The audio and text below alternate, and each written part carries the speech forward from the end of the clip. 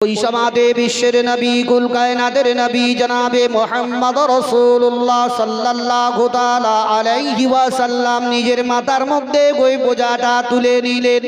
ইহুদির বাচ্চাটাকে বললেন, তুমি আগে আগে চলতে থাকো, আমি তোমার পিছনে পিছনে চলে যাই। বিশ্বের নবী আমার যেমনি বললেন, ইহুদির বাচ্চাটা আগে আগে চলতে লাগলো, আল্লাহর নবী পিছনে পিছনে চলতে লাগলেন। এমন সমাজে দয়ার নবী মোস্তফার দিকে যখন ইহুদির বাচ্চাটা তাকিয়ে তাকিয়ে দেখতে লাগলো, দয়ার নবীকে আশপাশের গাছগুলা নবীকে ছায়া করতে করতে করতে নিয়ে যায়। ওই ইহুদির বাচ্চাটা নবী মুস্তফার মুখের দিকে একবার তাকায়, একবার আসমানের সূর্য দিকে তাকায়, এমনি করতে করতে আগে আগে হেঁটে চলে যায়। ইহুদির বাচ্চাটা বলে, আসমানের সূর্য থেকে এই লোকটার চেহারা বেশি সুন্দর। জোরে বলো। টাকা পয়সা লাগছে ভাই, তাহলে সুবহানাল্লাহ বলতে ভয় কিসে? এর আগেও তো কতবার বলেছি। ইহুদির বাচ্চা বলতেছে, আসমানের সূর্য থেকেও এই লোকটার চেহারা বেশি সুন্দর, এরকম লোক কোনোদিন আমি দেখিনি। আরে যিনি মা আয়েশা সিদ্দিকা সুদ্ধা বলেছেন, যিনি বিশ্বের নবী বিবি মা আয়েশা সিদ্দিকা, ও মা আয়েশা সিদ্দিকা রাদিয়াল্লাহু তাআলা আনহা বলেন, আমার স্বামী বিশ্বের নবী কুল কায়নাতের নবী নবী মুস্তফা যখন আমার বাড়িতে আসতেন, দয়ার নবী মুস্তফা বাড়িতে প্রবেশ করলে আমার বাড়িতে কোনোদিন লাইটের প্রয়োজন পড়েনি, আমার বাড়িতে কোনোদিন বলের প্রয়োজন পড়েনি। একমাত্র আমার বিশ্বের নবীর নূরের ঝলকে আমার বাড়িটা পুরো উজালা হয়ে যেত। ওই দয়ার নবীজি ইহুদির বাচ্চাকে বলতে আছেন, বাচ্চারে আগে আগে চল, আমি তোর পিছনে পিছনে পিছনে পিছনে চলতে আছি। তবে বিশ্বের মুসলমান ভাইরা আমার, ও আমার বাপজিরা, মা বোনেরা আমার, আজকে দেশের মধ্যে বহুত ফিরকা উঠে গেছে। ওই ফিরকাদের কাছ থেকে দূরে দূরে থাকার চেষ্টা করুন। আজকে দেশের মধ্যে বড় বড় মোবাইল মৌলবি তৈরি হয়ে গেছে। না মোবাইল মৌলবি বুঝেন তো কেমন? মোবাইল দেখে দেখে মৌলবি হয়ে খুব ফতোয়া জারি করে বেড়ায় না, এরা হচ্ছে মোবাইল মৌলবি। এই মোবাইল মৌলবিদের কাছ থেকে দূরে থাকুন। হাদিস বুখারী কয় খণ্ড সেটাও জানে না, বুখারী কয় কেজি ওজনে সেটাও জানে না। দু চারটা বুখারীর মানে কি মোবাইল থেকে শুনে শুনে মুখস্থ করে ফতোয়া জারি করে বেড়ায়, এই কারেঙ্গে তাই কারেঙ্গে। তাদের নিকট থেকে দূরে থাকুন। যিনি বিশ্বের নবী কুল কায়নাতের নবী গুড়ি গুড়ি পায়ের মধ্যে হেঁটে হেঁটে হেঁটে হেঁটে চলে যান। দয়ার নবী যে জায়গাতে পা রাখে, নবী মুস্তফার পদতলে ছোট ছোট পাথর গোলা যদি পড়ে যেত, ওই পাথর গোলা বিশ্বের নবীর পদতলে মমের মতো গলে যেত। নবী পা রাখতেন তো মমের মতো ছোট ছোট পাথরগুলা গলে যেত। কেন? যাতে বিশ্বের নবীর পদতলে আঘাত না লাগে। জোরে বলো। আর আজকালকার চেড়ানার মৌলবিগুলা, এই ন্যাংটা মৌলবিগুলা বলছেন নবী হাবার খেয়ে মতো আস্তাগফিরুল্লাহ পড়ো। জোরে পড়ো না আস্তাগফিরুল্লাহ। কেন ঝটকা লেগে আছে নাকি? ভয় লাগছে? এরা যদি হইল তো মাটিতে পাড়াক দেখি কটা বলছে দেখি, পারবে?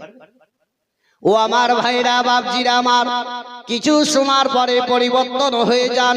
তাদের নিকট থেকে দূরে দূরে থাকার চেষ্টা করুন। বিশ্বের নবী আমার দয়ার নবী মুস্তফা ওই ইহুদির বাচ্চাটাকে বলতে লাগলেন, বাচ্চা আগে চলো আগে চলো। দয়ার নবী আমার বাচ্চাকে যেমনি বলতে লাগলেন, ওই বাচ্চাটা টুকটুক টুকটুক টুকটুক করে এগিয়ে চলতে লাগলো। তার বাড়ির দরজা পর্যন্ত যেমন পৌঁছে গেল, বিশ্বের নবীর দিকে তাকিয়ে ওই বাচ্চাটা বলতে লাগলো, এটাই আমার বাড়ি, আপনি রেখে দিন, এই বোঝাটা এই জায়গাতে নামিয়ে দিন। আরে বিশ্বের নবী যার জন্য সারা জাহানকে সৃষ্টি করা হয়েছে, যে নবীর কারণে আজকে আমরা কোরআন পেয়েছি, যে নবীর কারণে আজকে আমরা নামাজ পেয়েছি, যে নবীর কারণে আমরা মাহে রমজানে রোজা পেয়েছি। এক কথায় বলা হয় বিশ্বের নবীর কারণে যে আমরা সব কিছু পেয়েছি। ওই দয়ার নবী মুস্তাফা নিজের মাথা থেকে পুটুলি বোঝাটা রেখে দেওয়ার পরে দয়ার নবী ইহুদির বাচ্চার হাতটা ধরে নিলেন, বললেন বাচ্চা রে তুমি আমাকে মাফ করে দিও, তোমার বোঝায় আমি রেখে দিলাম। বিশ্বের নবী আমার ওই বাচ্চার কাছে মাপ চাইলেন। দয়ার নবী আমার টুক টুক টুক টুক করে রাস্তা ধরে চলতে আরম্ভ করলেন। কিছুক্ষণ পরে ওই ইহুদি বাড়ির ভিতর থেকে বাইরে আসার পরে তার বেটাকে জিজ্ঞাসা করলো, বেটা রে এত বড় বোঝা তুমি নিয়ে আসলে কি করে? ইহুদির বাচ্চা বলল, আব্বা গো এই বোঝাটাই আমি নিজে মাথার মধ্যে নিয়ে আসিনি, তবে বলো বলো তোমার বোঝাটাকে পৌঁছে দিয়ে গেল। ওই বাচ্চা বলে, আব্বা গো এই বোঝাটা একটা লোক আমার পৌঁছে দিয়ে গেল। ইহুদি বলল, বেটা রে তবে বোঝা পৌঁছে দেওয়ার বিনিময়ে তোমার নিকট থেকে কত টাকা নিয়েছে বলো?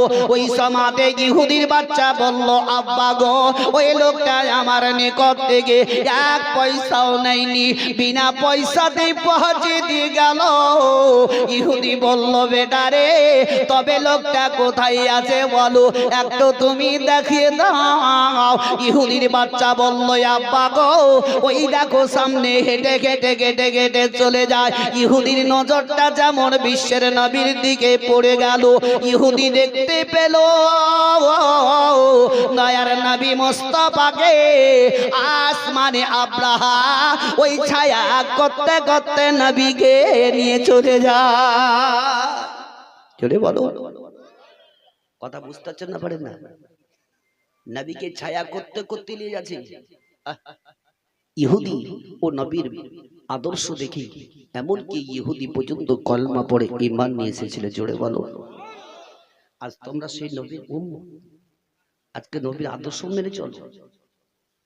আজকে আমরা জীবনে কাহিনী যাই কিছু ভাই শুনি, শোনার পর যদি পরিবর্তন হতে পারি তবে আমরা লাভবান। আরে সাহাবীরা পর্যন্ত নবীর প্রেমে পাগল হয়েছে। কি ভাই নবীর প্রেমে পাগল হয়েছে, ওরকম আমাদেরকে পাগল হতে হবে। নবীর প্রতি ভালোবাসা রাখতে হবে। যে নবীর যখন কে বিশ্বের নবীর প্রতি যখন অত্যাচার করেছিল ইহুদিরা, আল্লাহ খুদ বলেছিলেন, ও আমার হাবিব তুমি মক্কা ছেড়ে মদিনাতে চলে যাও। জোরে বলো। যে নামাজের শেষ কথাটা বলে গেলেন, বাস্তবত আমরা জীবনী কাহিনী যতই যাই শুনি, আমাদের আকিমুস সালাত তোমরা নামাজ কায়েম করো। নামাজের জন্য বিশ্বের নবী আমার শরীরে রক্ত গড়িয়ে দিয়েছেন। জোরে বলো সুবহানাল্লাহ। এই নামাজের জন্য নবী আমার যুদ্ধ লড়াই বদরের মধ্যে ময়দানে যুদ্ধ করেছেন। যে মক্কা নগরীর অত্যাচারে নবী আমার মক্কা থেকে মদিনায় গেলেন, তাই বলে আমরা নবীর পাগল দিওয়ানা রে সোনার মদিনা, আমরা নবীর পাগল দিওয়ানা, আমরা নবীর পাগল দিওয়ানা রে সোনার মদিনা, আমরা নবীর পাগল দিওয়ানা। মক্কা হতে ওই মদিনা যেতে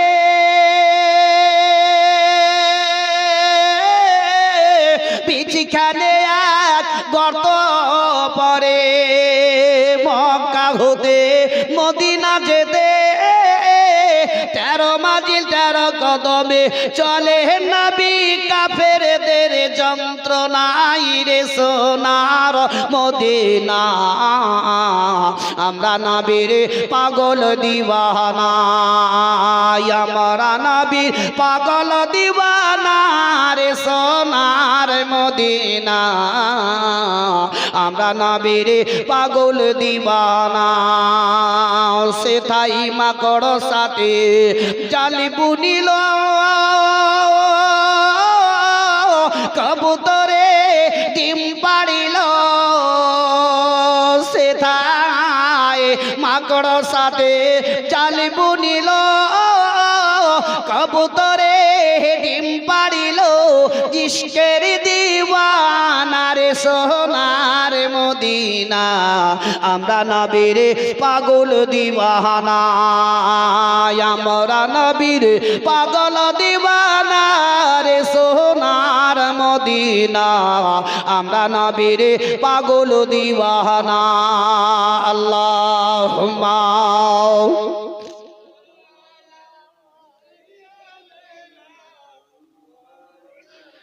মুহাম্মাদ ওয়া আলা আলি সাইয়্যিদিনা সাল্লাল্লাহু তাআলা আলাইহি ওয়াসাল্লাম। ও বাবা জীবনের আমার ভাইরা আমার, আল্লাহ রাব্বুল ইজ্জত পবিত্র কোরআনের মধ্যে ঘোষণা করলেন ওয়া আম্মাস সাইলা ফালা তানহার। আল্লাহ বললেন যদি কোনো তোমার দরবারে কোনো সাইল যদি আসে তারে কখনো খালি ফেরাবে না, কেননা সাইল যদি আল্লাহর দরবারে দোয়া করে আল্লাহ বলছেন বান্দারে আমি ওই সাইলের দোয়া আমি কবুল করে নিব। সাইলের দোয়া কবুল করে আর একজন কার? মুসাফির। মুসাফিরের দোয়া আল্লাহ কবুল করেন। যিনি হচ্ছেন কোরআনে এটা সাবিত দিয়েছেন ওয়াবিল ওয়ালিদাইনা ইহসানাও, মা বাপের প্রতি ইহসানি করো, মা বাপের পদতলেই জান্নাত আছে। জোরে বলো। আমরা জান্নাত জান্নাত করে দেবে নামাজ পড়ে কপালকে ঘিষ্টিয়ে ঘিষ্টিয়ে কালো করে দিই, করি রে। হ্যাঁ, কিছু কিছু মানুষ আছে দেখবে নামাজ এক সপ্তাহ যদি নামাজ পড়তে লাগে ওই তালে এক ঘুষ্টুন এই তালে এক ঘুষ্টুন যেখানে কালো হয়ে যায়, হয় না? আর একদিন থেকে আমরা নামাজ পড়তে কালোই হয় না, কি কালো হচ্ছে কি? তাহলে এরা ঘুষটিয়ে ঘুষটিয়ে কিছু কিছু মানুষ দেখায় কি কত আমি নামাজি দেখ। আবার কিছু কিছু লোক বলে তোমাদের এই যে কালো কি করে হইলো, তো যে নামাজ পড়ে পড়ে কালো হলো। এত কালো আমাদের কালো হয় না রে ভাই। তো যে আমাদের রোজ হাসরের ময়দানে ওই জায়গাটা চকচক করবে লাইটের মতো, জানবে কি আল্লাহ এই নামাজি ছিল। ও তোমাদের কালো দেখে চকচক করবে আর আমাদের চকচক করবে না, তাই নাকি? তুমি লোক দেখানো এগুলা নামাজ পড়া। আল্লাহ বলেছেন যারা লোক দেখানো নামাজ পড়ে সে নামাজ তোমাকে ঢাল মারা করে ঢিক্কারি মারবে। ওরকম আল্লাহকে পাওয়ার উদ্দেশ্যে নামাজ পড়া। যেমন একজন সওয়াল এমন এক টাকা পয়সা ওয়ালার দরজাতে গেছে, সেই লোকটা কিন্তু খুব কৃপণ, উনি কাউকে দান খয়রাত করেনি। এই যুবক ছেলেগুলো এই এদিকে ধ্যান দাও, গল্প করতে চলে যাও বাড়ি, চুপ করে। ওদের কাছ থেকে ওখানটায় মনে হয় খুঁটা মোটা লাগা আছে, মনে হয় নাকি? খুঁটা পুঁতি দিয়ে এসো, আঠা লাগা আছে। আরে সামনে এসে বসো, সামনে ভালো লাগবে। কি ভাই বেশি নয়, 1 ঘন্টার মধ্যে বিক্রি করবো। ঠিক 12:30 পৌনে 1টার মধ্যে শেষ। এখন তো বাচ্চা মধ্যে 11:30 নাকি? ঘড়ি ভুল দেখলাম নাকি রে ভাই? যাই হোক, হতে পারে। তাই যাই হোক, ও লোকটা খুব কৃপণতা ছিল, কারে কোনোদিন দান খয়রাত করেনি। তার বাড়িতে 18 বছরের একটি যুবতী নারী ছিল। ওই সমাজে এমন একজন সওয়ালি এসে সওয়াল করলো, আওয়াজটি যেমন ভিতরে চলে গেল সঙ্গে সঙ্গে ওই 18 বছরের যুবতী মেয়েটি বাবা দরজা খুলে দিল। দেখলো একজন সওয়ালি দরজার মধ্যে দাঁড়িয়ে দাঁড়িয়ে দাঁড়িয়ে দাঁড়িয়ে দাঁড়িয়ে দাঁড়িয়ে সওয়াল করে। ওই সওয়ালি বলল মা গো, আমি একদিন নয় 2 দিন নয়, আমি কয়েকদিন থেকে গুনাহগার আছি মা, আমি আর চলতে ফিরতে পারি না। তবে যদি কিছু খাবার খাদ্য থাকে আল্লাহর রাস্তায় তুমি আমার দান করবে। ওই মেয়েটি চট করে ঘরের ভিতরে গিয়ে 2খানা রুটি নিয়ে আসার পরে ওই সওয়ালিকে আপন দান করে দিল। সঙ্গে সঙ্গে ভিখারি সওয়ালিটা আল্লাহর দরবারে দোয়া করতে লাগলো, আল্লাহ গো এখন এই মেয়েটি আমাকে 2খানা রুটি দিয়েছে আল্লাহ, তবে মেয়েটি যদি কোনোদিন বিপদের মধ্যে পড়ে যায় এ দানের ওসিলাতে আল্লাহ তুমি তাকে রক্ষা করিও, বিপদ থেকে তুমি উদ্ধার করে দিও। এখন সওয়ালি দোয়া করার পরে ওই ভিখারি সওয়ালি টুকটুক টুকটুক করে বেরিয়ে চলে গেল। কিছুক্ষণ পরে তার আব্বা ঘরের ভিতর থেকে এসে তার বেটিকে জিজ্ঞাসা করলো, বেটি রে ওই লোকটা এমন তোমার কি বলতে ছিল বলো।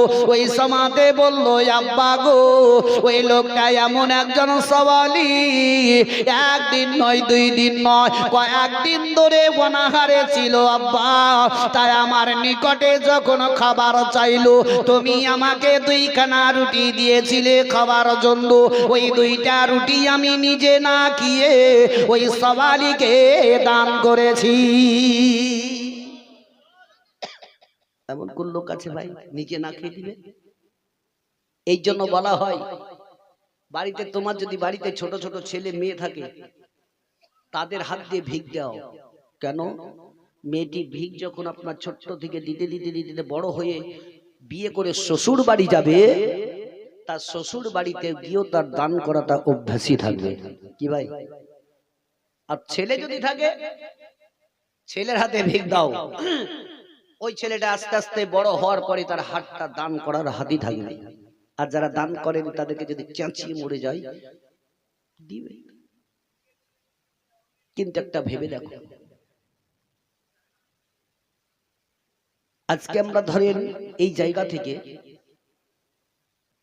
আপনার বহরমপুর থেকে কেউ যদি কলকাতা যায়, একাই যেতে ভালো লাগবে? সঙ্গী নিতে হবে, তাই না? আবার দেখি মুর্শিদাবাদে কেমন ভাই দেখি যারা বিদেশ যায় পেটের দায়ী তো বহুত বহুত দূর দূর মানুষ যায়, যায় না? যায় না? আমরা যখন পেটের দায়ী ছুটে বেড়াচ্ছি, পেট হলো সত্য। যখনই ওই ছেলেটা যখন বিদেশে যাবে, বাড়ি থেকে বেরিয়ে গেল ব্যাগটা ঘাড়ে করে নিয়ে রেল স্টেশনে কিংবা বাস স্ট্যান্ডে যাওয়ার পরে বসতে গিয়ে একাই যাবে না বলে বসতে গিয়ে সময়টা পার করে সন্ধ্যার সময়তে বাড়ি ঘুরি চলে এলো। কি ব্যাপার? বলে গাড়ি নাই। খাওয়া বলে হয় না বলে না বহুত লোক ঘুরে আসে। আবার দেখবেন যদি আমার এই বহরমপুর থেকে কলকাতা যেতে যদি আপনার এতটাই একাই যদি ভারী লাগে, যেতে খারাপ লাগে, মন চাই না, যদি একটা লোক হতো দুটো লোক হতো তাহলে গল্পতে চলে যেতাম, ভালো লাগতো। আচ্ছা ভাই, এই বহরমপুর থেকে কলকাতা যেতে যদি সঙ্গী লাগে, তাহলে পৃথিবীর দুনিয়া থেকে ছেড়ে যখন যাবেন তাই একাই কি করে যাবেন? তাহলে সঙ্গীরও প্রয়োজন আছে। তাহলে সঙ্গী কাকে করতে হবে? এই নামাজ। পৃথিবী থেকে যদি সঙ্গী তৈরি করে নিয়ে যেতে হয় তাহলে নামাজ পড়ুন। পৃথিবী থেকে সঙ্গী যদি তৈরি করে নিয়ে যেতে হয় তাহলে দান খায়রাত করুন। পৃথিবী থেকে সঙ্গী যদি তৈরি করে নিয়ে যেতে হয় তো মাহে রমজানের রোজা রাখুন। এরাই আপনার কবর হাসর সব জায়গাতে সঙ্গী সাথী হয়ে যাবে। জোরে বলো সুবহানাল্লাহ। আমরা বুঝিও কিন্তু আমরা বুঝি না। ওই মেয়েটি যখন দান করে দিল, তার আব্বা বাবা কোনো কথাবার্তা বলল না, ভিতরের মধ্যে আপন চলে গেল। আর ওই ভিতরে যাওয়ার পরে তার কৃপণতা বাবা একটা হিসাবের করে নিয়ে আসার পরে তার যুবতী মেয়েটিকে বলল, বেটি রে, তবে যে হাতের মধ্যে তুমি দান করেছিলে হাতটা বের করো। যেমনি হাতখানা বের করে দিল, সঙ্গে সঙ্গে তার হাতখানাকে কেটে দিল।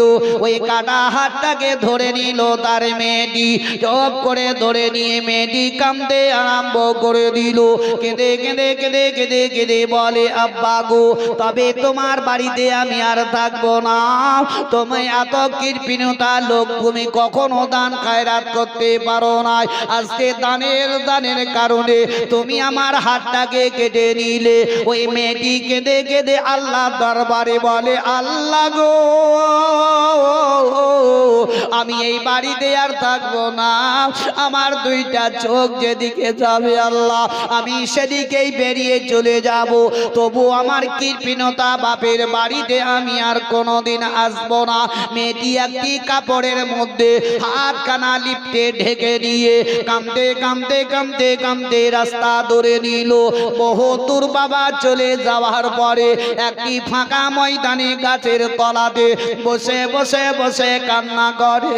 হাতের খানাকে কাপড়ে ঢেকে নিয়ে দুই চোখের পানি ঝরঝর করে ঝরে যায়। ও আমার ভাইরা বাপজিরা আমার, এখনো কান্না করতে করতে ওই রাস্তা দিয়ে একটা লোক চলতেছিল। মেয়েটিকে কান্না দেখার পরে আপন লোকটা মেয়েটিকে দেখে দাঁড়িয়ে গেল। কিন্তু মেয়েটির চেহারা আল্লাহ এত সুন্দর দিয়েছে, এত রূপ সুন্দর দিয়েছে আল্লাহ। ওই মেয়েটিকে দেখার পরে লোকটি যেমন দাঁড়িয়ে গেল মেয়েটি আরো জোর কাঁদতেছিল। মেয়েটি দুই চোখের পানি গড়ে গড়ে যায়। ওই লোকটা বলল, মা রে তুমি গাছের তলায় একা একা কেন এভাবে কান্না করো রে? তোমার দুই চোখ দিয়ে কেন পানি পড়ে যায়? আমি তো এর পাশে কোনো লোক দেখতে পাই না, একা একা কাঁদো গো। মেয়েটি দুই চোখের পানি গড়ে গড়ে বুকের কাপড় পর্যন্ত ভিজে গেছে, কিন্তু মেয়েটি কাপড়ে হাতটা ডেকে নিয়ে আছে। মেয়েটিকে জিজ্ঞাসা করা হলো, তবুও কোনো উত্তর দিল না। দ্বিতীয়বারে বলতেছে, মা রে তুমি এভাবে আর কেঁদো না, একবার তুমি আমাকে কথা বলো, চোখের পানি একটু বন্ধ করো। তবুও কিন্তু মেয়েটি কোনো কথাবার্তা বলল না।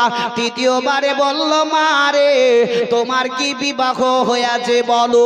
মেয়েটি কাঁদতে কাঁদতে তার মুখের দিকে তাকিয়ে বলল, বলে না না আমার বিয়ে হয়নি।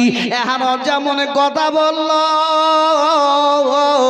ওই লোকটা চট করে বলল, তবে তুমি আমার সঙ্গে আমার বাড়িতে চলো। মেয়েটি যেতেও রাজি হয়ে গেল।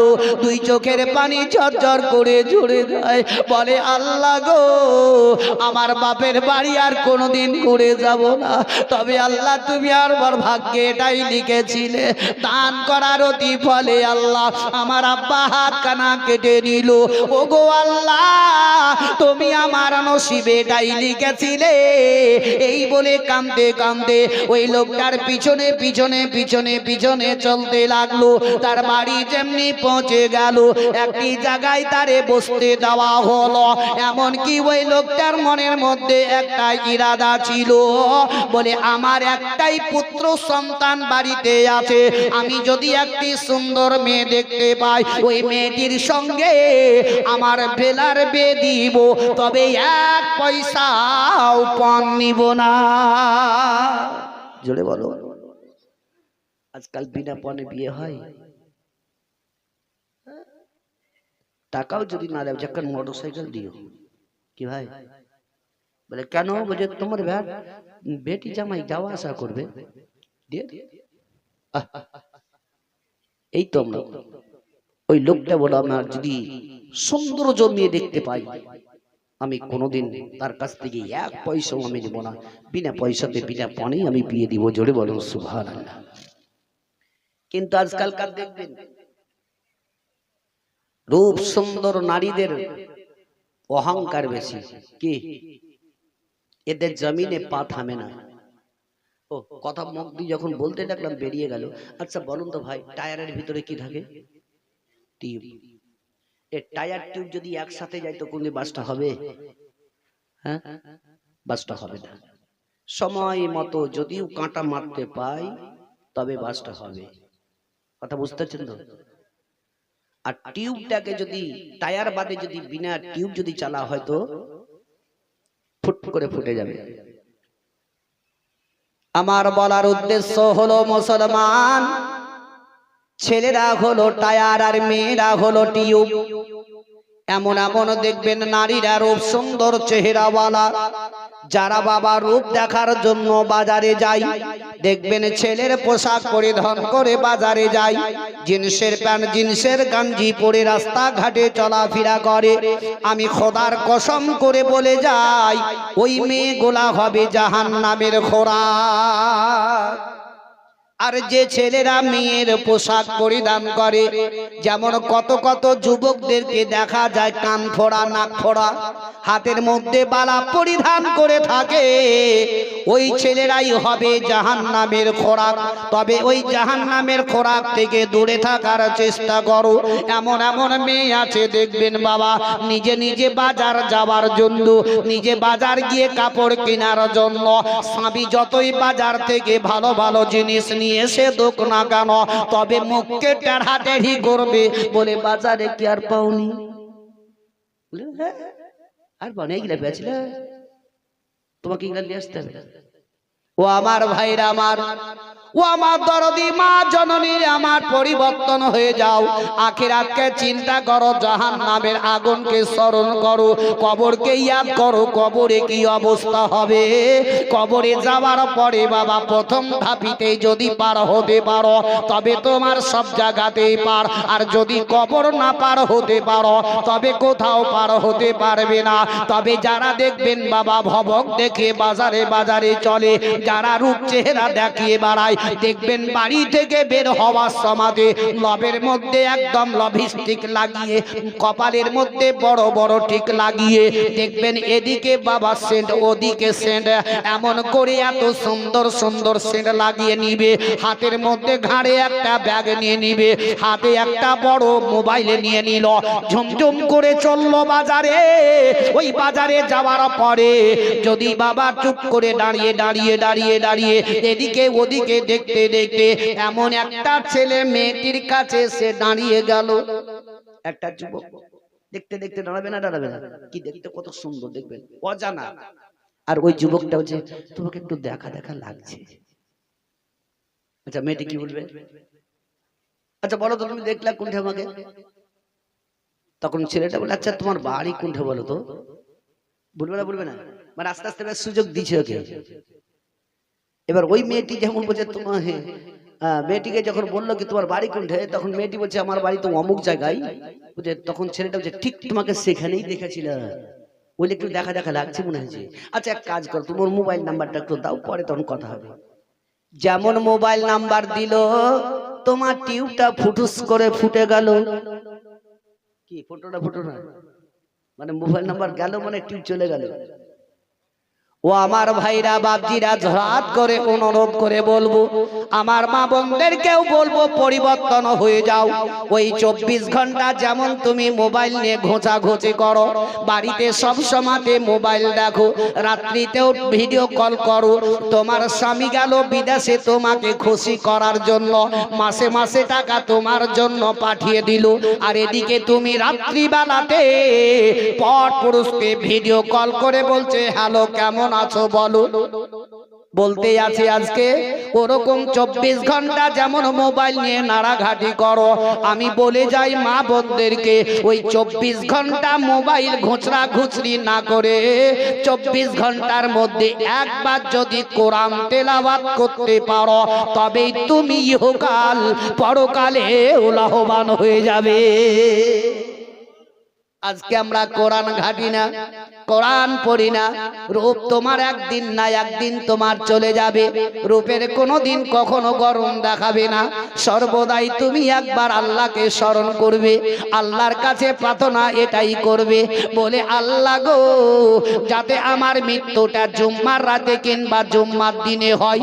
আমরা যে প্রত্যেকে কত মুসল্লিরা আছি নামাজ পড়তে যায়, আল্লাহর কাছে এটা দোয়া করে বলি না, একমাত্র বলি আল্লাহ গো তুমি আমার শরীরটা ভালো রাখো, আল্লাহ তুমি আমাকে জান্নাতে দিও, আমার ধান দৌলত টাকা পয়সা যাতে হয়। আমি বলবো সেই দোয়াগুলা বাদ দিয়ে তুমি আল্লাহকে বলো, বলে আল্লাহ যাতে আমার জুম্মার রাতে মৃত্যু হয়, জুম্মার দিনে যাতে মৃত্যুটা হয়। কেননা আমি বলে যাই বাপজিরা ভাইরা আমার, খোদার কসম করে বলবো জুম্মার রাতে জুম্মার দিনে যদি কাউরের মৃত্যু হয় তার কবরে কিয়ামত পর্যন্ত আযাব হবে না।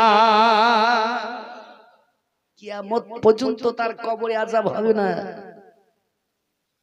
আবার এই জায়গাতে দেখবেন কিছু কিছু মানুষ আবার তর্ক বিতর্কর মধ্যে লাগিয়ে দিবে। কি লাগাবে বলুন তো? কি মৌলভী সাহেব, জুম্মার দিনে কিংবা জুম্মার রাতে যদি কোনো লোক মারা যায় তার কবরে আযাব হবে না, এটা তো বললেন যে হ্যাঁ। আচ্ছা সে লোকটা কোন এক ওয়াক্তের নামাজ পড়েনি, তার জুম্মার দিন যদি মৃত্যু হয়, বলে তার কবরেও আযাব হবে না। জোরে বলো। বলছে কেন? ও তো নামাজ পড়লো না, ও মারা গেল। তবে এখানে উদাহরণ দিয়ে আপনাদেরকে বোঝায়, তবেই মানুষের মাথাতে জেহেন ঢুকবে। যেমন হচ্ছে কি ধরেন আমার হচ্ছে 1000 টাকা, আপনার হচ্ছে 500 টাকা, আর একজনের হচ্ছে 5 টাকা। আচ্ছা তিনটাই টাকা না টাকা নয়? টাকা তো। 1000 টাকা, 500 টাকা, 5 টাকা, এটাও টাকা, সবই টাকা। কিন্তু টাকার মধ্যে ভাগ আছে কম বেশি। আল্লাহ রাসূল সাল্লাল্লাহু তাআলা আলাইহি ওয়াসাল্লাম বললেন, কাউরির নেকি বেশি কাউরির একটু কম, তার থেকে একটু কম। যদি কোনো ব্যক্তির একটু পরিমাণ যদি নেকি থাকে, ওই ব্যক্তির জুম্মা রাতে কিংবা জুম্মার দিনে যদি মৃত্যু হয়ে যায়, তবে ওই ব্যক্তির কবরে কিয়ামত পর্যন্ত আযাব হবে না। তবে আমার ভাইয়েরা, বাপজিরা, আমার মা বোনেরা আমার, কমসে কম আখিরাতকে চিন্তা করে নামাজ পড়ে আল্লাহর কাছে গোটাই বেশি বেশি প্রার্থনা করো, আল্লাহ গো যাতে আমার জুম্মারাতে জুম্মার দিনে মৃত্যু হয়, তুমি ওই রকম রূপ চেহারা না দেখিয়ে, লোককে না দেখিয়ে তুমি আখিরাতকে চিন্তা করো। আমার যুবক ভাইদেরকেও বলবো, নামাজ পড়ো তবে দোয়া করো। ওটাই আনো ওই মেয়েটি আল্লাহ দরবারে কান্না করে বলে, আল্লাহ গো তুমি আমার ভাগ্যে নসিবে এটাই দিয়েছিলে, কেন নাকি দান খায়রাত করার হতে ফলে আমার আব্বা হাত কানা কেটে নিল। আল্লাহ গো তুমি আমার নসিবে এটাই দিয়েছিলে। এই বলে কান্না করতে করতে করতে ওই তার ছেলের সঙ্গে মেয়েটির বিবাহ দেওয়া হলো। মেয়েটি বিয়ে যখন করে নিল, মেয়েটি আরো জোর কান্না করে, মেয়েটির চোখের পানি ঝরঝর করে ঝরে যায়। যেমন আমাদের দেশের মা বোনদের বিয়ে হয়, তার বিয়ে করে যখন ছেলে বাপের বাড়ি নিয়ে চলে যায়, যাবার আগে আগে দেখবেন বাবা চকির মধ্যে বসিয়ে দিয়ে স্বামী স্ত্রী দুজনাকে একত্র করে বসিয়ে দেয়, সামনে প্লেটের মধ্যে খাবার দেওয়া হয়, এক অপরকে খাওয়িয়ে দেয় মুখে, কেননা তাদের যাতে মেল মহব্বতটা হয়, তাদের মধ্যে যদি ভালোবাসাটা বেড়ে যায়। এই বলে খাবার সামনে দেওয়া হয়, তাদের দুজনার সামনে বাবা খাবার দেওয়া হলো। যেমনি ওই তার স্বামী তার বিবির মুখে খাবার দিতে গেল, মেয়েটির বাবা মুখটা বন্ধ করে নিয়ে কাঁদে, চোখের পানি ঝরঝর করে ঝরে যায়, হাতখানাকে কাপড়ে ঢেকে লিখতে নিয়ে আসে, তবু কাউকে দেখাই না, বলে না, আল্লাহকে বলে, আল্লাহ তুমি কি আমার নসিবে এটাই দিয়েছিলে কি আমার স্বামী এখন তার হাতে খাবার দিতে এলো, আল্লাহ আমি বাম হাতে কি করে খাবার দিব, আল্লাহ গো আমার স্বামীর মুখে বাম হাতে খাবার দিব, এটা কি করে তার মুখে তুলে দিতে পারে। তার স্বামী বলল, বিবি রে আর কেঁদো না, কেঁদো না, চোখের পানি একটু বন্ধ করো, তবে তোমার মনের মধ্যে কি এমন হয়েছে বলো, আজ থেকে হচ্ছি তোমার আমি স্বামী, তুমি হচ্ছ আমার বিবি, তবে একটু কান্নাটা বন্ধ করো, তোমার মনের কথাটা খুলে আজকে আমাকে বলো, আমি যদি পারি তোমাকে বিপদ থেকে উদ্ধার করে দিব। মেয়েটি তবুও বলে না, আল্লাহ দরবারে কেঁদে কেঁদে মনে মনে বলে, আল্লাহ এখন আমি কি করি গো আল্লাহ, আমি কি করে তারা বাম হাতে খাবার তুলে দিব। এমন সমাতে গাইবি আওয়াজে এলো, বলে বান্দি রে আর কেঁদো না, কেঁদো না, চোখের পানিটা বন্ধ করো, তবে কাপড়ের ভিতর থেকে বিসমিল্লাহ বলে হাতটা বের করো, আমি আল্লাহ আগেকার মতো তোমার পুনরায় হাত দিয়ে দিব। জোরে বলো, আল্লাহ পারে না, পারে না, সব পারে। আল্লাহ চাইতে এখানে সব লোকটাকে শেষ করবে, হ্যাঁ, কিন্তু আমরা বুঝিও বুঝি না ভাই, বোঝার চেষ্টাটা করো। আজ আমরা কত কত দেখবেন রাস্তাঘাটে ছেলেরা যাচ্ছে বাইক নিয়ে, মোটরসাইকেল নিয়ে, মা বাপ মনে করছে এই তো আসছেই, কিন্তু কেউ ঘুরিয়ে আসবে, ওয়ারে চলে গেল, মৃত্যুর সময় কেউ দিতে পারবে না, বলতে পারে কার কখন মৃত্যু হবে। ওই মৃত্যুকে ইয়াদ করে একটু চলো না ভাইরা আমার। ওই মেয়েটি যখন কান্না করতেছিল, গাইবে আওয়াজ পাওয়ার পরে কাপড়ের ভিতর থেকে বিসমিল্লাহ বলে যেমন কাটা হাতটাকে বের করলো, দেখছে তো আগেকার মতো পুনরায় হাত হয়ে গেছে। জোরে বলুন সুবহানাল্লাহ, জোরে বলুন একবার, এক ঝাঁকি জিকির করো লা ইলাহা, জোরে সবাই পারো লা ইলাহা, লা ইলাহা, লা ইলাহা ইল্লাল্লাহু মুহাম্মাদুর রাসূলুল্লাহ সাল্লাল্লাহু তাআলা আলাইহি ওয়াসাল্লাম। বাপজিরা আমার, ভাইরা আমার, ও আমার মা জননীরা আমার, ওই সমাতে মেয়েটি হাতটা বের করার পরে তার স্বামীর মুখে তার হাতের মধ্যে খাবার তুলে দিল। স্বামী স্ত্রী দুজনাতে খাওয়া খাবি করল। এমনকি বাড়িতে বসবাস করতে করতে এমনকি কয়েকদিন কেটে গেল। একদিন নয়, 2 দিন নয়, 3 দিন কেটে গেল। কয়েকদিন কেটে যাওয়ার পরে হঠাৎ করে ওই মেয়েটির দরজাতে এমন একজন সাওয়ালি এসে হাঁক দিল। কোরআন বলছে ওয়াম্মা সাইলা ফালা তানহার, কোন সাইলকে কখনো খালি ফেরাবে না। ওই মেয়েটি বাবা তার বাড়িতে একটা কাজ কর্ম করনেওয়ালা ছিল। তারে আপন বলল, শোনো রে, দেখো দরজাতে কোনো সাওয়ালি হাঁক দেয়, ওই সাওয়ালিকে একটা রুম দিয়ে দাও যাতে কে আরাম করে কিছুক্ষণ ধরে। আমি তার জন্য যত্ন করে খাবার রান্না করে নিয়ে গিয়ে আমি খুব সুন্দর করে তাকে খাওয়াবো, জি ভরে মন ভরে খাওয়িয়ে দিব। ওই সাওয়ালির আওয়াজ শুনে মেয়েটি যখন বাড়িতে যে লোকটা ছিল তারে যখন বলে দিল, সঙ্গে সঙ্গে ওই সাওয়ালি ভিখারিকে নিয়ে যাওয়ার পরে একটা রুমে আরাম করতে দিল। আরাম করতে করতে করতে এদিকে তার খাবার রান্না হয়ে গেল।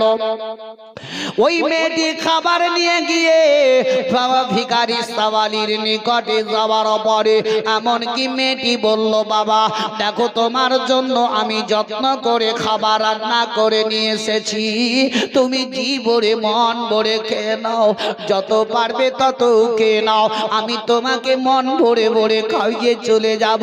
ও আমার ভাইরা, বাপজিরা আমার, মেয়েটি যখন আওয়াজ করে বলল, ওই সাওয়ালির কানে যেমনি আওয়াজটা চলে গেছে, সাওয়ালি ভিখারি কাঁদতে আরম্ভ করলো। ভিখারি 2 চোখ দিয়ে পানি পড়ে যায়। মেয়েটি বলছে, বাবা কেন তুমি কান্না করো?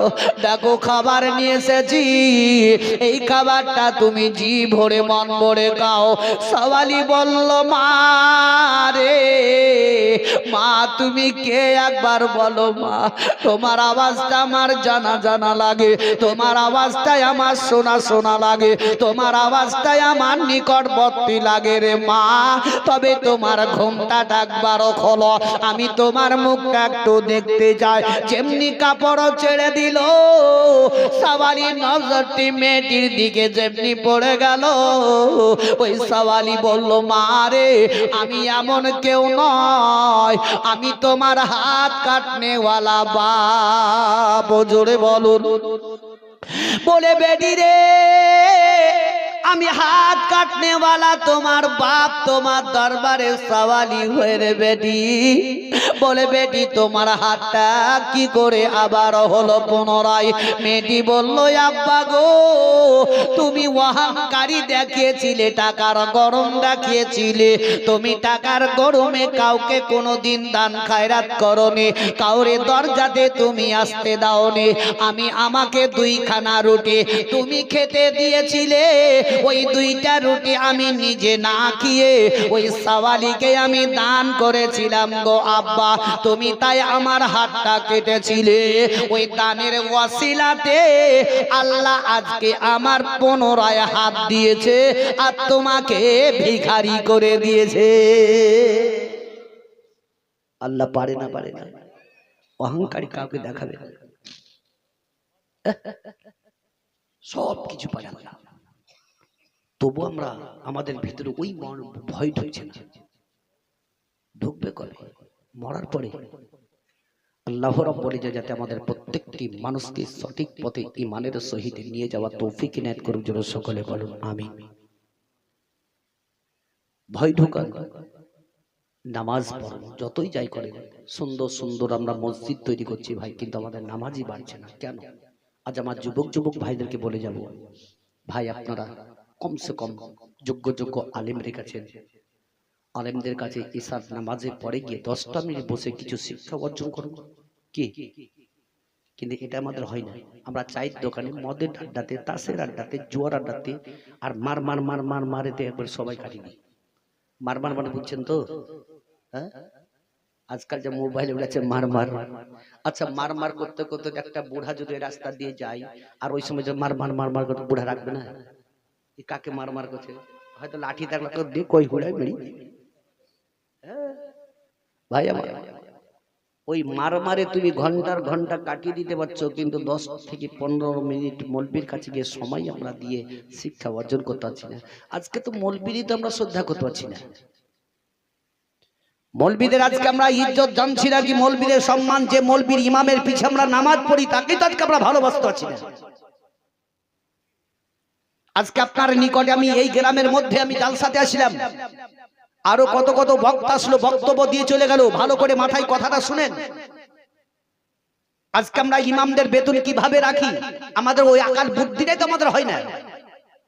যেমন কে হয়তো দেখবেন আজকে আমি এই গ্রামে এসে জালসা করে গেলাম, আমি নিলাম কত 15 থেকে 20,000 টাকা, 15,000 টাকা নিলাম। কি ভাই, এক নাইটে আমি 2 ঘন্টা আপনার স্টেজে বক্তব্য দিব, 15,000 টাকা গুনে নিয়ে আমি বাড়ি চলে গেলাম। 2 দিন পরে একজন ব্যক্তির বাপ মারা গেল। ওই লোকটা ভাববে কি মৌলভী সাহেব তো আমাদের গ্রামে জালসাতে এসেছিল, দাওয়াত দিয়েছিল, তাহলে মৌলভী সাহেবকে একটু ফোন করে বলে আমার বাপ মারা গেছে, মাটি দিতে আসবে। কি কথা ঢুকছে মাথায়? তো ফোন করে দিলেন, বলে মৌলভী সাহেব আমার বাপ মারা গেছে, জোহর পরে নামাজের পরে পরেই মাটি হবে। আচ্ছা বলুন আমি আসতে পারি ও না পারি? কি এই মহা বলে কি, আমার মনে হয়তো আসতে পারি নাও আসতে পারি। তোমার বাপ মনে হচ্ছে, আমি তো গেছি 2 ঘন্টার জন্য, তোমার বক্তব্য করে এখানে 2 ঘন্টা 15,000 টাকা নিয়ে চলে আসলাম। আচ্ছা বলুন যদি আপনার ইমাম সাহেব ছুটিতে বাড়ি চলে গেল, বাড়ি পৌঁছার পরে পরে 8 ঘন্টা পরে ফোন যাচ্ছে মৌলভী সাহেব, মৌলভী সাহেব আমার আব্বা মারা গেছে, মাগরিবের নামাজ পড়ে মাটি হবে, বলবি আসতে হবে না? হবে না কেন? তো ছুটিতে বাড়ি গেছে। ইমাম যেহেতু আপনার গ্রামের ইমাম, ইমামকে আসতেই হবে। যে ইমামকে পানি পড়ার লেগে দেখবেন মসজিদের মধ্যে বসে থাকতে হয়, যে ইমামের কাছে মুরগি জবাই করে নেওয়ার জন্য মৌলবীকে মসজিদে থাকতে হয়, যদি একটু টলবিটল হয়তো মানুষের বহুত বড় বড় কথা হয়। এ মুসলমান, যদি আমি 2 ঘন্টা বক্তব্য দিতে এসে 15,000 টাকা নিয়ে যেতে পারি, আর যে একটা ইমাম আপনার মাথা তার যার পিছনে নামাজ পড়েন 24 ঘন্টা মসজিদে বসে থাকে, তার বেতন কত টাকা হওয়া উচিত বলো? তারও তো 15,000 টাকা হওয়া উচিত, কিংবা 10,000 টাকা উচিত। কিন্তু আমরা দিচ্ছি করে 5,000 টাকা, 6,000 টাকা। ফট করে ডাকলেই আসতে হবে, কোনো ব্যাপার নাই। আবার যদি না আসে তো বড় বড় কথা ইমনবি রাখা হবে, চল রাখ। কি ঠিক না বেঠিক বলুন? কিন্তু আমরা ওই দিকে আমরা তলাই না, ভিতর দিকে আমরা গভীরতার দিকে যাই না। আজকে আমরা ইমামদের মৌলবীদের আজকে আমরা শ্রদ্ধা করে খোদার কসম করে বলবো, কোন আলেমের হাতে হাত দিয়ে যদি আপনি মুসাফা করে সালাম করেন, জানবেন কি আমি আলিমের সঙ্গে নয়, আমার বিশ্বের নবীর সঙ্গে মুসাফা করলাম। কথাতেই আছে বুঝলেন। এক ভ্যান চালানেওয়ালা সারাদিন ভ্যান চালিয়ে 250 টাকাতে একটা মুরগি মরক কিনে নিয়ে আসছিল। মরক কিনে নিয়ে আসার পরে তার স্ত্রীকে বললো জবাই করে দিয়ে, বলছে কাট এটাকে, আমি কাজ করে আসছি, একসঙ্গে মিলে আমরা বসে খাবো। ওই মেয়েটি মরক কাটতে কাটতে কাটতে বুঝলেন দানা ভরার ভিতরে একটা ছোট্ট পাথর পেয়েছে। দানা ভরা বুঝেন তো? আমার দেশে তো দানা ভরা বলি, আর আপনার দেশে কি বলে কে জানে, বা কিছু কিছু দেশে আবার অন্য ভাষা বলে, যেমন রায়গঞ্জ এলাকাতে অন্য ভাষা বলে। হ্যাঁ, তো দানা ভরা, এই দানা ভরার ভিতরে বুঝলে একটা ছোট্ট পাথর পেয়েছে। ওই পাথরটা মেয়েটার হাতে লাড়তে লাড়তে, মোড়ক্ষ তো কিছু বুঝে না, কি পাথর না পাথর, পাথরটাকে দেখতে ভালো লেগেছে, রেখে দিয়েছে। রেখে দেওয়ার পর তার স্বামী এসছে, তার স্বামীকে নিয়ে একসঙ্গে খাওয়া দাওয়ার পর বলছে শোনো, যে মরকটা কাটতে জবাই করতে করে দিয়ে গেলে, তো গোশ কাটতে কাটতে দানা ভরার ভিতরে একটা ছোট্ট সুন্দর যে একটা পাথর পেয়েছি, বুঝলি? এই দেখি পাথরটা যেমন দেখছে, তো এই লোকটাও মূর্খ বোকা, কিছু বুঝে না। তো পাথরটা দেখতে দেখতেই মনে মনে চিন্তা করলো কি আমার গ্রামে একটা খুব চালাক চতুর লোক আছে, সেই লোকটাকে পাথরটা একটু দেখাই গিয়ে দেখি কি বলে।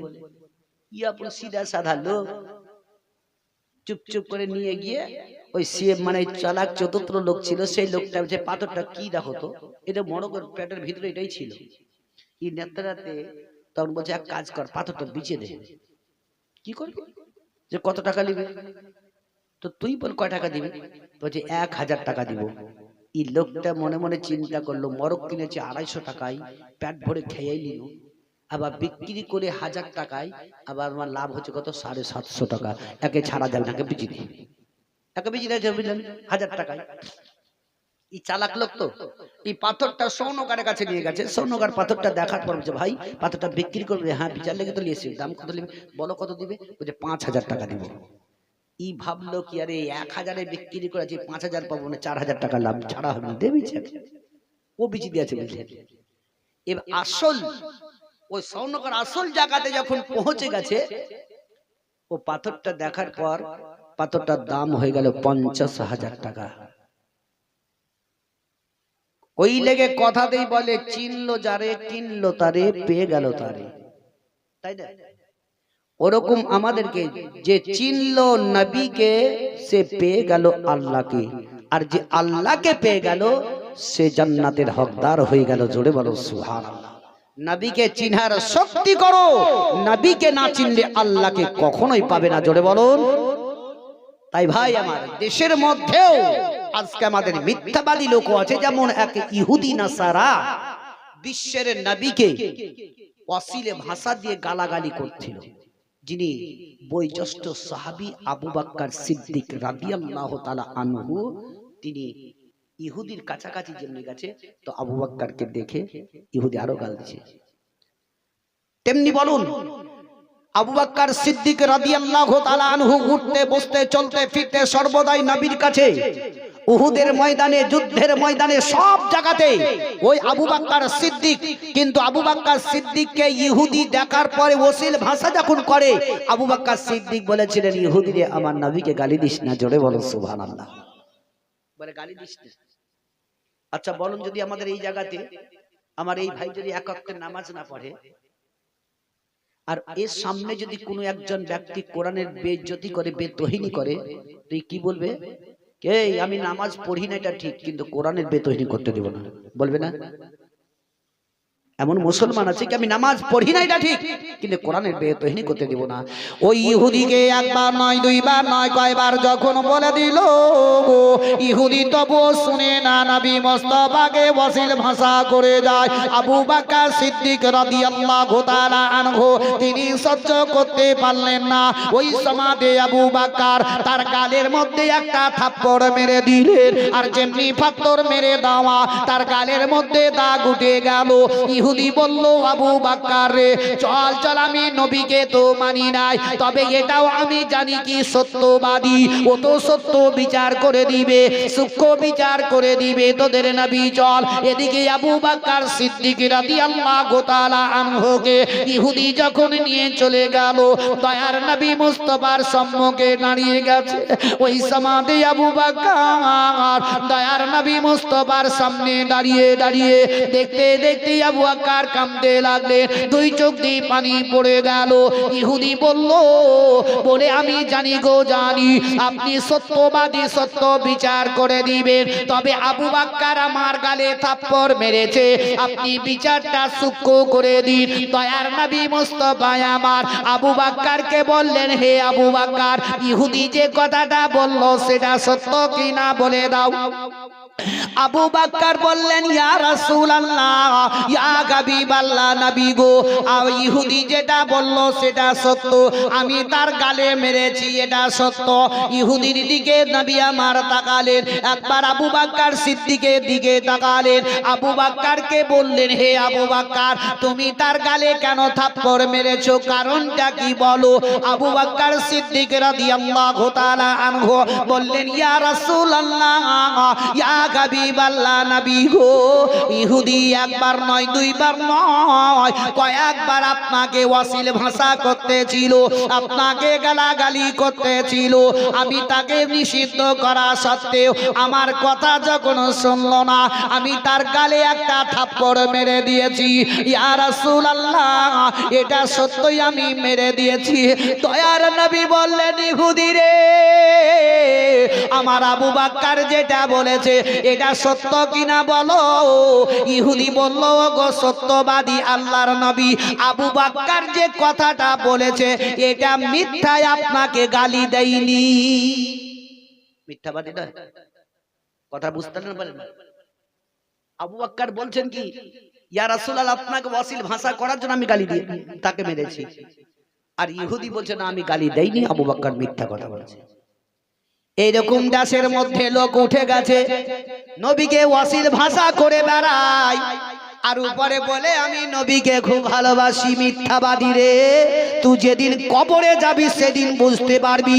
হে মুসলমান, শুনে নাও, শুনে নাও, আজকে আমরা নবীর বেতহিনী করি, নবীকে আজকে আমরা ওয়াসিল ভাষা কথাবার্তা বলি, তবে যেই দিনকে তুমি মরবে, কবরে 3.5 হাগা জায়গাতে যাবে, সেই সময়তে বিশ্বের নবী যখন দাঁড়িয়ে থাকবেন, মান রব্বুকা মান দীনুকা মান নাবিয়ুকা, তোমার যখন প্রশ্ন করা হবে, তখন তুমি তো ইনকার করতে পারবে না এটা আমার নবী নয়। পারবে? তখন পারবে কি? এখন করছো, খুব মজা লাগছে না? আমি নবীকে মানি না, নবীর আদর্শ মেনে চলি না, দরুদ পড়ি না, কিয়াম করি না। বাহ! যেদিন কবরে গিয়ে তোমার যখন জিজ্ঞাসা করো, তখন তো বলবে আর কেমন নবী নয়। আর যেই ব্যক্তি নবীকে অস্বীকার করবে সে জাহান্নামে যাবে। ও মুসলমান ভাইরা আমার, এখনো পরিবর্তন হয়ে যান, ওই মিথ্যাবাদীদের কাছ থেকে দূরে দূরে থাকুন। দয়ার নবী মুস্তাফা আবু বকর সিদ্দিককে বললেন, হে আবু বকর, ইহুদি বলতেছে কি তুমি গালি দেয়নি, আর তুমি বলছো গালি দিয়েছে। ইহুদি বলল, গো সত্যবাদী, যদি আমি গালাগালি করেছি তবে আবু বকরকে জিজ্ঞাসা করুন, তার সাক্ষী আর কে আছে। আবু বকরকে যখন জিজ্ঞাসা করা হলো, আবু বকর বললেন, ইয়া রাসূলুল্লাহ, ইয়া হাবিবাল্লাহ, নবী গো, আমার সাক্ষী গবাহি আছে। নবীজি বললেন, হে আবু বকর, তোমার সাক্ষী গবাহি কে আছে, হাজির করো। আবু বকর সিদ্দিক চুপ করে গেলেন। ইহুদি বলল, দেখুন, তার সাক্ষী গবাহি কেউ নয়, আল্লাহর নবী দয়ার মুস্তাফা। ইহুদিকে যখন বলে দিলেন, বলে, ইহুদি রে, আমার আবু বকর যেমন তোমার গালে থাপ্পড়টা মেরেছে, তুমিও তার গালে থাপ্পড়টা মেরে দাও। ইহুদি বাবা বড় খুশি হয়ে গেল, আনন্দিত হয়ে গেল। আবু বকরের গালে যদি থাপ্পড় মারতে পারি, তাহলে আবু বকর অপমান মানে নবীও অপমান। ইহুদির এটা ইরাদা ছিল। আবু বকরকে ইহুদি যখন মারতে চলে যায়, এমন সময়তে জিবরিল আমিন বিশ্বের নবীর কাছে এলেন, বললেন, ইয়া রাসূলুল্লাহ, ইয়া হাবিবাল্লাহ, নবী গো, ইহুদিকে আপনি নিষিদ্ধ করে দেন, আপনি মানা করে দেন, আবু বকরের গালে যাতে থাপ্পড়টা না মারে। ইয়া রাসূলুল্লাহ, আবু বকর তো বলেনি কি আমার গবাহি সাক্ষী নাই। আবু বকর সিদ্দিক রাদিয়াল্লাহু তাআলা আনহু বলেছেন, আমার গবাহি সাক্ষী আছে। ইয়া রাসূলুল্লাহ, আবু বকর যদি একবার বলে দেয়, তো স্বয়ং আল্লাহ গবাহি সাক্ষী দেওয়ার জন্যই রেডি। আবু বকর যদি একবার বলে দেয়, আল্লাহু রাব্বুল ইজ্জত গবাহি দেওয়ার জন্য রেডি আছে। জোরে বলুন। এরকম তাদের কাছ থেকে, মিথ্যাবাদীদের কাছ থেকে দূরে দূরে থাকার চেষ্টা করো। আল্লাহ যাতে আমাদের প্রত্যেকটি মানুষকে সঠিক পথে ঈমানের সহিত নিয়ে যাওয়ার তৌফিক এনায়েত করুক। জোরে সকলে বলুন আমিন। তবে বাপজিরা, ভাইরা আমার, ও আমার মা জননীরা আমার, আল্লাহ যদি চাহে সব কিছু করতে পারে। আমরা জানছি, তবে মানছি কোথায়? যেমন একটা মাতাল বাবা, এমন কেসে জান্নাতি হয়েছিল। আজকে আমরা মসজিদ মাদ্রাসা গরিব মিসকিনকে দিতে আমরা কণ্ঠিত হয়ে যাই। এমন একটি যে ছোট্ট বাচ্চা মেয়ে মানুষ আজকে শিক্ষা অর্জন করার জন্য, আজকে দেখুন গ্রামে গ্রামে মসজিদ, গ্রামে গ্রামে মাকতবখানা, বা গ্রামে গ্রামে গ্রামে মাদ্রাসা তৈরি হয়ে গেছে। আমরা সে জায়গাতে দিতে পারি না, ওই জায়গায় আমরা পড়াতে পারছি না। আরে আগেকার লোকেরা দূরে দূরে হেঁটে হেঁটে হেঁটে হেঁটে তারা শিক্ষা অর্জন করতে গেছে। যারা পৃথিবীতে বয়স্ক মানুষ আছে তাদেরকে জিজ্ঞাসা করুন, স্কুলও যদি গেছে হেঁটে হেঁটে গেছে। আর আজকালকার বাচ্চাদেরকে যদি পড়াবার জন্য মসজিদ মাদ্রাসা স্কুলে যদি পাঠায় তবু গাড়ি ভাড়া করে পাঠিয়ে দেয়, হেঁটে হেঁটে কেউ যেতে চায় না। আজকে ওই মেয়েটি বাবা, ছোট্ট একটি মেয়ে, তার আব্বার কাছে গিয়ে বলল, গো আব্বা জান, তোমার কাছে আমি একটি আবদার করব গো আব্বা।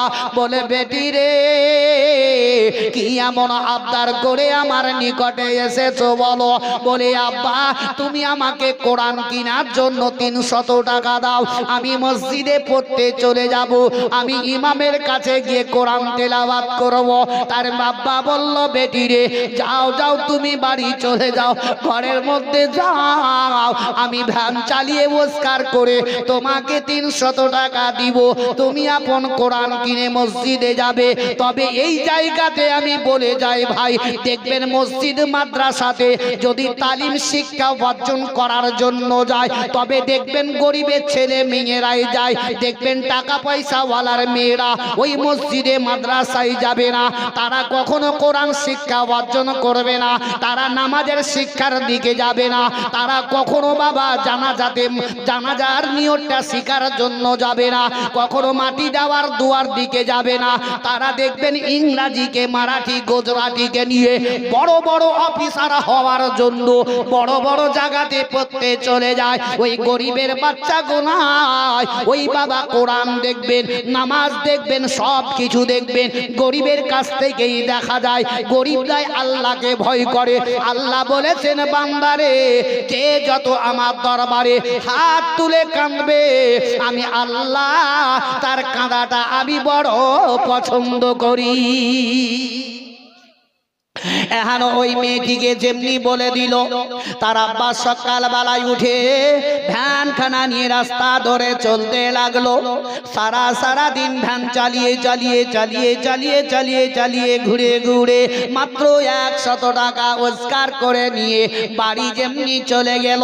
তার মেয়েটি বড় আশা করেছিল, আমার আব্বা কোরআন কেনার জন্য টাকা দিবে, আমি টাকা নিয়ে মসজিদে পড়তে চলে যাব। এমন সময়তে তার আব্বা বলল, বেটি রে, এই দেখো তোমার জন্য আমি সারা দিন থেকে ভ্যান চালিয়ে 100 টাকা রোজগার করেছি বেটে, তবে এই টাকাটা তুমি রেখে দাও, আগামী কালকে তোমার আমি 200 টাকা দিব। ও আমার যুবক ভাইরা আমার, আমি জোরহাত করে যাব, একটু একটু পরিবর্তন হয়ে যাও, আল্লাহর দিকে ধাপিত হয়ে যাও, ওই মসজিদে গিয়ে আল্লাহর ইবাদত করো। আল্লাহ রব্বুল ইজ্জত বলেছেন, ইন্নাল আবদা ইউনাজি রাব্বাহু ফি সালাত, যখন মানুষ বান্দা বান্দীরা নামাজের মধ্যে দাঁড়িয়ে যায়, আল্লাহ আমার সঙ্গে ওই বান্দা বান্দীরা ডাইরেক্ট কথা বলে। জোরে বলুন ও আমার ভাইরা, বাপজিরা আমার, ওই সমাতে মেয়েটি আপন বাবা 100 টাকা নিয়ে ঘরের ভিতরে চলে গেল। দ্বিতীয় দিনে রাস্তা ধরে চলতে টাকা পয়সা ওয়ালার বাড়িতে এমন একজন লোকের বাড়িতে গেল। তারে আপন বলল, ভাই আমার মেয়েটি মসজিদে পড়তে যাবে, তবে 100 টাকা আমি রোজগার করে দিয়েছি, 200 টাকায় আর পারি নাই, তবে 200 টাকা তুমি দিয়ে দাও।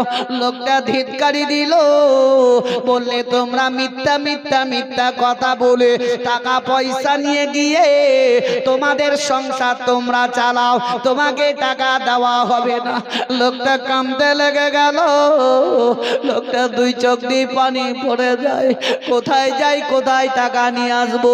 আমার মেয়েটি বড় আশা করে আমার নিকটে আবদার করে আমার কাছে 300 টাকা চেয়েছিল, তবে তো আমি দিতে পারি নাই, আমি এখন কি করে বাড়ি যাব? আমার মেয়েটি রাস্তার মধ্যে দাঁড়িয়ে থাকবে, বড় আশা করে আমার নিকটে ছুটে আসবে।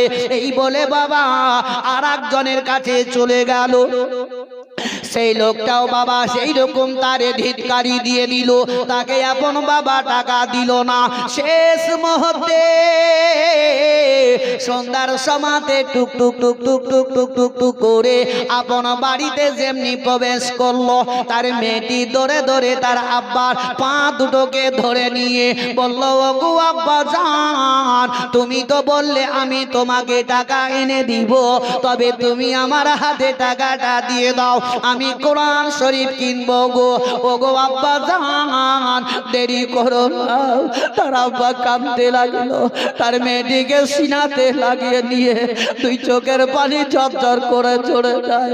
তার আব্বা বলল, বেটি রে তুমি বড় আশা করে আমার নিকটে আবদার করে টাকা চেয়েছিলে, বেটি রে আজকে তোমার আশা পূর্ণ করতে পারলো না, তোমাকে আমি কোরআন কিনার মতো টাকা দিতে পারলাম না।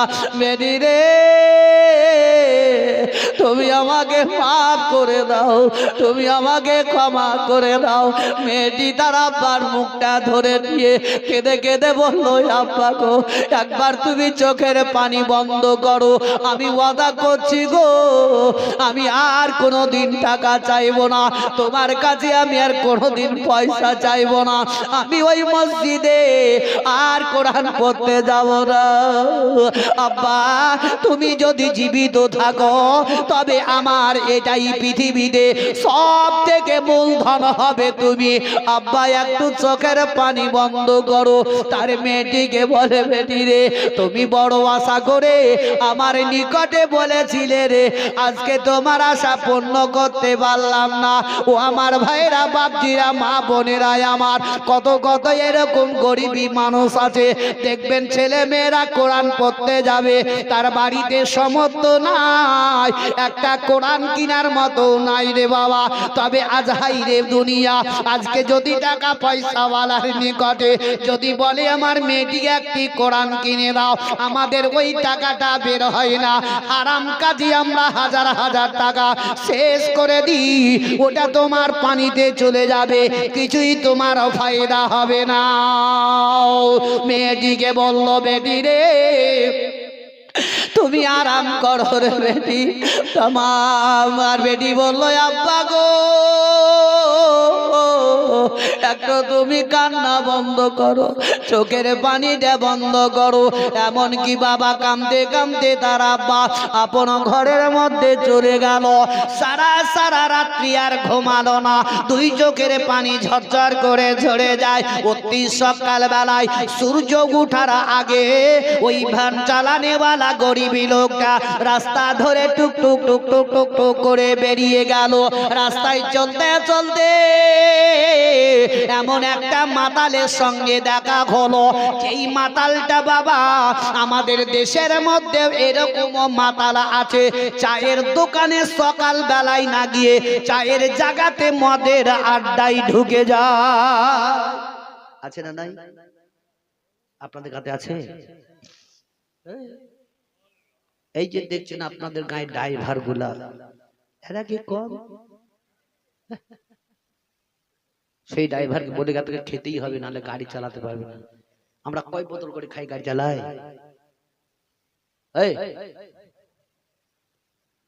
বলে মদ না খেলে গাড়ি চালাতে পারবো না। বেকুব কথাকার, ওসব জিনিসগুলোকে ভুল ছেড়ে দাও, হারাম জিনিসকে ত্যাগ করো। ওই মাতালের সঙ্গে যখন দেখা হলো, চুপ করে লোকটা দাঁড়িয়ে গেল সামনে, হাতের মধ্যে টাকা নিয়েছে, মদের আড্ডায় যাবে। ওই মাতালটা বলছে, কি ব্যাপার তুমি আমার সম্মুখে কেন? ভাই আর বেশি দেরি করবো না, এই ওকিটা বলে আমি ছোট্ট একটা গজল পড়ে ইনশাল্লাহ কিয়াম করে নেব। মানুষের সব চোখ ঢুলু ঢুলু, আমাদেরও ঢুলু ঢুলু, আমাদেরকেও যেতে হবে, আমাকেও গাড়ি ছাড়তে হবে, বুঝলে, যতই রাত হোক। তবে ভাইরা আমার, বাপজিরা আমার, শুনে শুনে একটু পরিবর্তন হন। একটুকু যদি পরিবর্তন হতে পারেন, আল্লাহ আপনাকে লাভবানই করে দেবে। ভাই আমার কিছু হবে না, আপনি যদি পরিবর্তন হয়ে নামাজ রোজা করেন, একবার ভেবে চিন্তে দেখুন যে বাস্তবতা আমরা পৃথিবী দুনিয়াতে এসে করছি। আজকে আমরা কোন গরিব মিসকিনকে আমরা দান খায়রাত করতে পারছি, আজকে মসজিদ মাদ্রাসা আমরা দিতে পারছি না, আমাদেরকে খুব কণ্ঠিত লাগে। চোখ বন্ধ করে সব পড়ে থেকে যাবে, কিচ্ছু যাবে না সঙ্গে, সব থেকে যাবে। ওই সমাধে আপন বাবা ওই মাতালকে বলতে লাগলো, বলে ভাই তুমি এখনো সকাল বেলাতে উঠে যাচ্ছ কোথায় বলো? বলে তুমি জানো না আমি যাচ্ছি মদের আড্ডাতে মদ খাওয়ার জন্য, মদ পান করার জন্য। ওই সমাধে ওই গরিবী লোকটা বলল, বলে ভাই তুমি তো মদের আড্ডাতে যাবে এটা ঠিক, তবে একটি কথা আমি বলতেছিলাম, তুমি কি আমার কথাটা মানবে? বলে এমন কি কথা বলবে বলো? বলে ভাই রে আমার একটি ছোট্ট বাড়িতে মেয়ে আছে, আমার নিকটে বড় আবদার আশা করে 300 টাকা চেয়েছে কোরআন কেনার জন্য, ওই মসজিদে পড়তে যাওয়ার জন্য।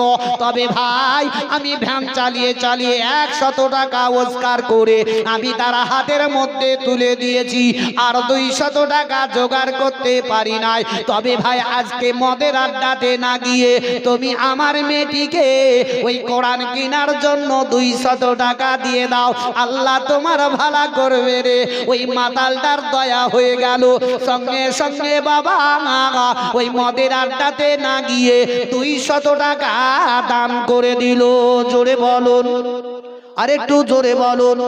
ও ভাইরা বাপজিরা আমার, যত বড় বড় টাকা পয়সাওয়ালা ধনীদের কাছে গিয়ে আপনি যতই যাই বলেন না কেন, এক কাপ চা খেতেও যদি বলুন তো দেখবেন কিচিমিচি করবে, খাওয়াবো না 5টা টাকা যদি খাইয়ে দিই তাহলে আমার বাড়িতে চা চিনি করে খাওয়া হবে। কিন্তু একটা মাতাল মদখোর যদি চায়ের দোকানে কিংবা রাস্তা দিয়ে চলে, ওই মাতালকে যদি বলা হয় ভাই আমার বাড়িতে ছোট ছোট বাচ্চারা আছে, তারা সকাল থেকে এখন পর্যন্ত খাদ্য খেতে পায় না, যদি কিছু থাকে তো আমারে দিবে, ওই মাতালের দয়া হবে। আর মাতালের পকেটে যদি 50 টাকাও থাকে দেখবেন চট করে বাবা বের করে দিবে না। মাতালদেরকে দেখবেন, মাতালদেরকে চায়ের দোকানে বসে, মিষ্টির দোকানে, ভাই খাওয়া খা, যত বড় খা, কিন্তু একটা বড় লোককে বলিয়ে কাঞ্চুসি করতে করতে তোমার গেল, আরে জীবন চলে যাবে, তোমার টাকা ঘরে থাকবে, যেদিন চোখ বন্ধ করবে তোমার সব পড়ে থাকবে, কিছুই নিয়ে যাবে না। যদি নিয়ে যাও তুমি দান খায়রাত যেটা করবে সেটা যাবে, নামাজ রোজা জিকির আজকার ইবাদত এগুলাই যাবে রে ভাই, তাছাড়া কিচ্ছু যাবে না। চোখ বন্ধ করলে দুনিয়া অন্ধকার। কি ঠিক না বেঠিক? তাই আমার এক বাচ্চা বলে ভাই একটু ওই গজলটা পড়িয়ে, আর এই গজলটাও দুটা ছন্দ বলিয়ে।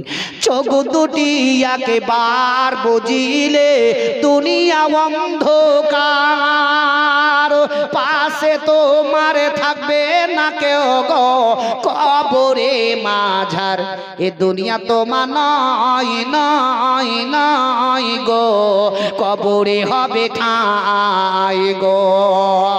দুঃখ শোক যত সব খোদা ঘটে, মানুষের নাই কিছু করার, দুঃখ শোক যত সব খোদা ঘটে, মানুষের নাই কিছু করার।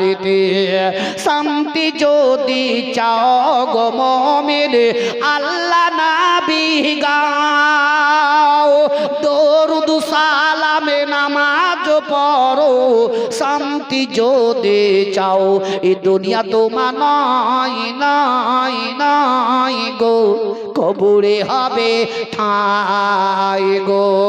আল্লাহুম্মা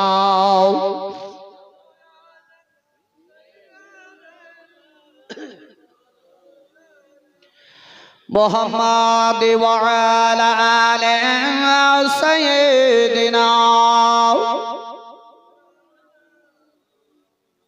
এই 3-4টা লোক হলো দরুদ পড়ছিলা সবার। আগো এতটি লোক আছে, যদি একটু জোরে জোরে দরুদটা পড়া, শয়তান কোন দিকে পালিয়ে যাবে। জোরে পড়া আল্লাহুম্মা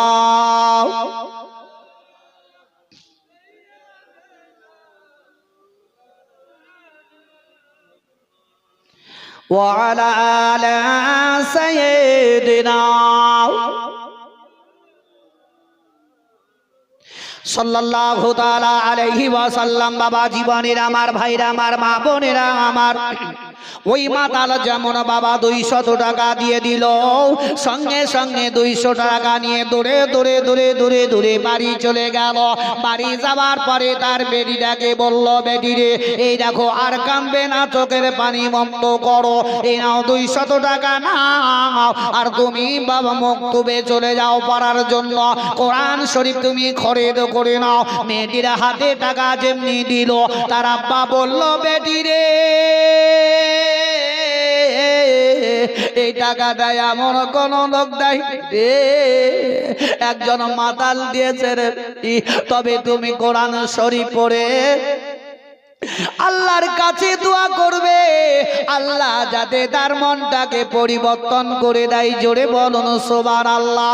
এখন কোরআন পড়তে লাগলো, মেয়েটি দোয়া করলো, আল্লাহ দরবারে কবুল হয়ে গেল। এদিকে ওই মাতার কয়েকদিন পরে বাবা যখন ইন্তেকাল হয়ে গেল, কাফন দাফন করানো হলো। রাত্রি বেলাতে তার স্ত্রী ঘুমন্ত অবস্থাতে স্বপ্ন যোগের মধ্যে দেখল। এখন কি দেখতে পেল? কি তার স্বামী বাবা জান্নাতের মধ্যে ঘুরে বেড়ায়। জোরে বলুন আর একবার সুবহানাল্লাহ। আল্লাহ পারে কিনা বলুন? আল্লাহ সব কিছু পারে রে বাপ। আহানা ওই স্ত্রী তার বিবি স্বপ্ন যোগে দেখে আমার স্বামী জান্নাতের মধ্যে ঘুরে বেড়ায়। স্বপ্ন যোগের মধ্যেই বলতেছে, কি ব্যাপার, আমার স্বামী সারা জীবন ধরে মদ খেয়ে খেয়ে খেয়ে মারা গেল, তবে আজকে জান্নাতের মধ্যে ঘুরে বেড়ায়। এমনি স্বপ্ন দেখতে মেয়েটির বাবা ঘুম ভেঙে গেল। রাত্রিতে আর ঘুম হলো না। অতি সকাল বেলাতে এমন একজন আল্লাহ ওয়ালার নিকটে চলে গেল। ওই আল্লাহ ওয়ালাকে বলতে লাগলো, বলে এই ঘটনা আমি স্বপ্ন যোগের মধ্যে দেখেছি, তবে আপনি তো সব কথার মানে বলে দিতে পারেন, এটার কারণ কি হতে পারে বলুন।